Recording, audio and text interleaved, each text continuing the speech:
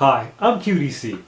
What we're about to build today is not one kit, but actually three different kits combined into one. So this is the story. I was watching on YouTube a tank restoration made by the Australian Armour and Artillery Museum, and they were doing a project on really restoring a Grand Tank. I didn't know this, but after the war, Australia had a surplus of Grand tanks, and so when that became obsolete, they decided to sell off, really for to the public, and so most of these Grand tanks were used as agricultural vehicles, tractors, those type of things for the Australian farming community. So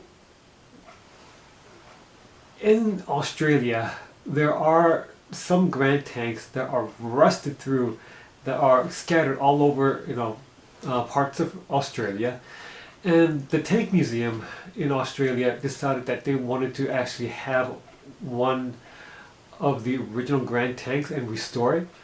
And so I saw in that video a lot of footages of the Grand tanks that are still in existence today. There were hulks.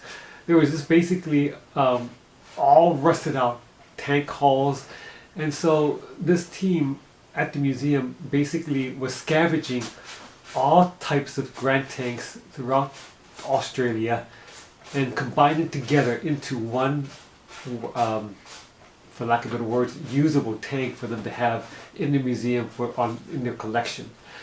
I was so inspired by that I wanted to actually build a rusted out tank based upon those tanks in Australia. So I had basically three kits. One incomplete kit that I got for free. That's this very old Italy Kangaroo. It's incomplete. It only has just a few parts. For those of you who could remember, I built this tank a long time ago, and I decided to have some of the spare parts in this project make into that. And also, for those of you who really remember my the beginnings of my YouTube uploadings here, I have this kit that I built, and I'm using the spare parts for that to make it into one rusted out tank. That's representative that I saw in those YouTube videos in Australia. So let's go ahead and start building this kit right now.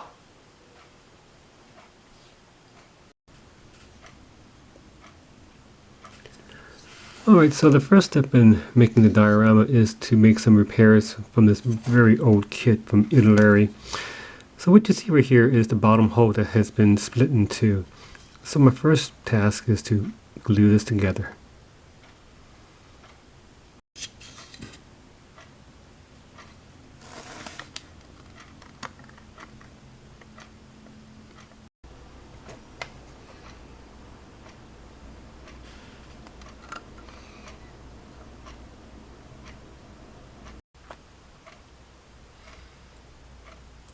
I want to talk to you about removing an axle. So in the wreckage of the real tank, I noticed that for the bogies, the wheels are missing, and also the rod right here.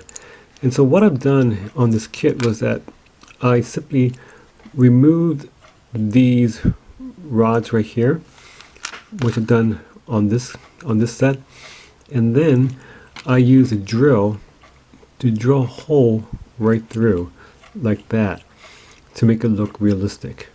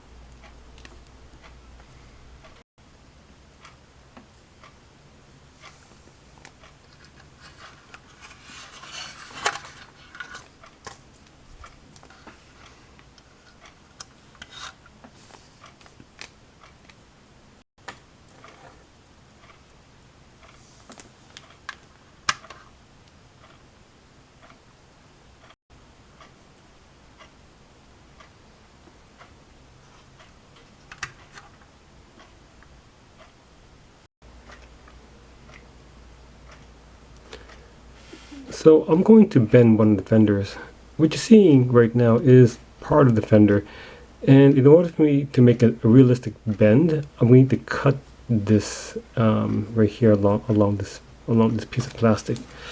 So I'm going to use this saw. So I'm going to just put the part on this jig, and then carefully cut the part.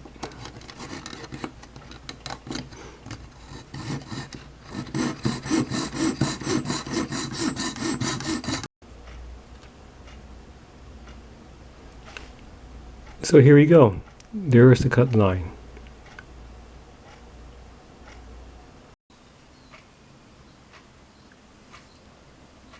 So here is the complete bended fender. I think it looks good.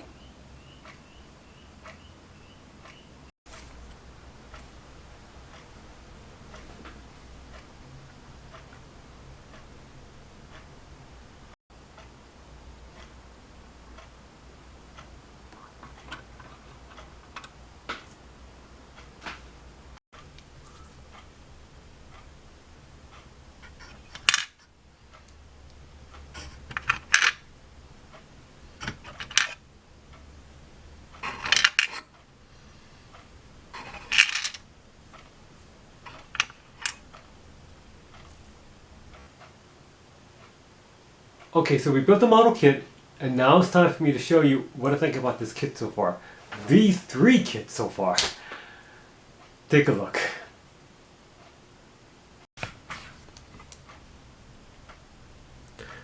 This is the completed model kit before painting, and I think I did a good job. I like the bent fender that I made right here, and I also like the bogies where I took the wheels out. And also I like this right here, opening up the back part of the engine, and also the interior where I added all the extra parts. This is a good project that I made, and now it's time for me to paint the model.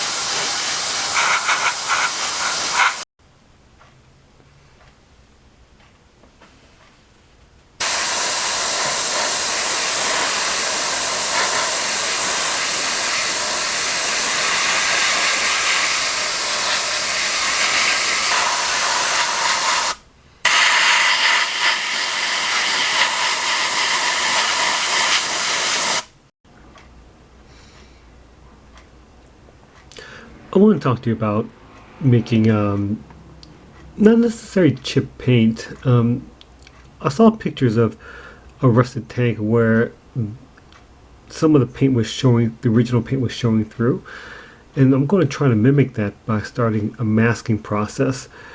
What you see right here is rubber cement, and what I'm going to do is I'm going to mask areas where I want the original paint to show, and I'm just going to do that by masking.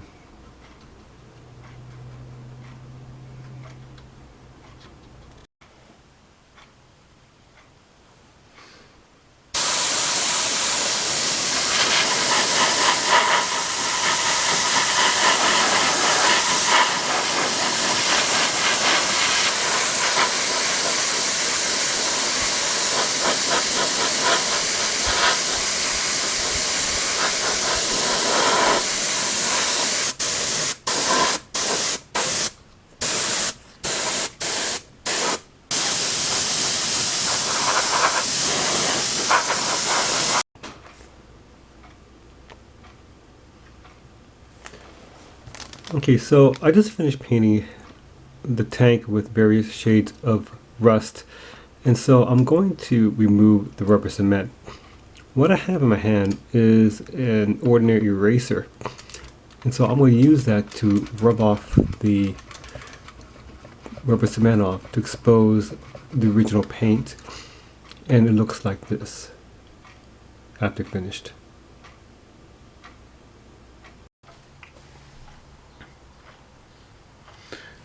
I'm doing some pin washing.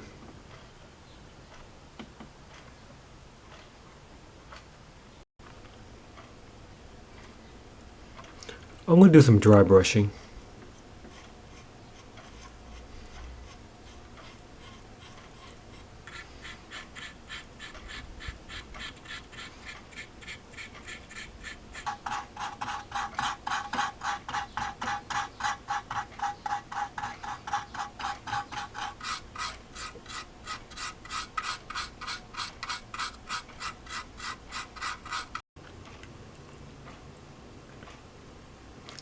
I just finished building the base.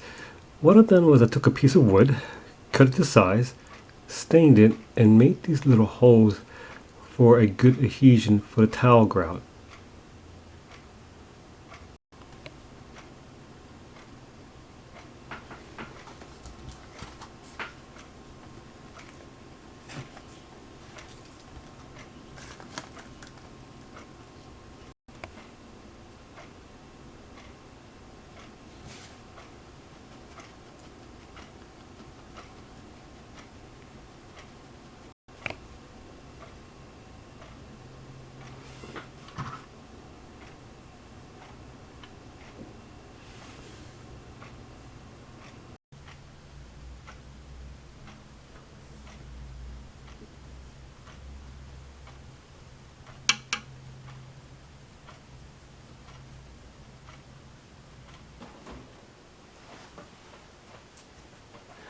Alright, so we built the model kit, we painted it, we weathered it, and now it's time for me to show you the entire model kit from the beginning to the end.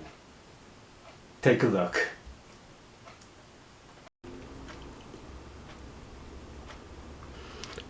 This is the completed model project after completing everything, and this turned out to be better than I thought it would.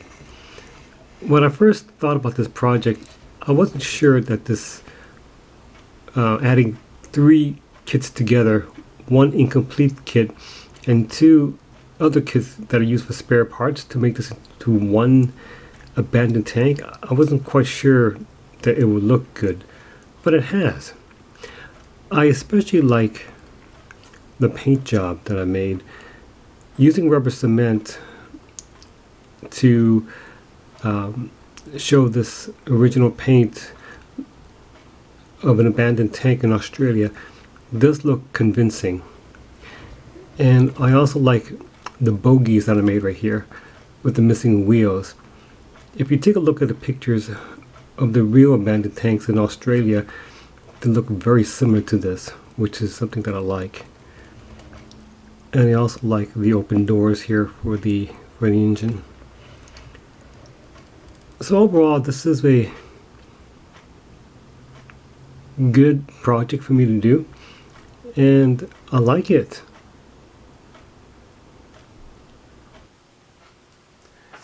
That completes this model project.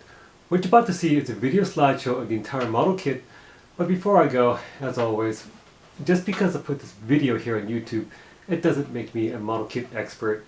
I'm not an expert, I'm just a regular guy just like you. So at the end of this video, for those of you who are interested in seeing the Grant tank restoration made by the Australian Armour and Artillery Museum, I'm going to leave you a link to that at the end of this slideshow. I'm QDC, and thanks for watching. Goodbye now.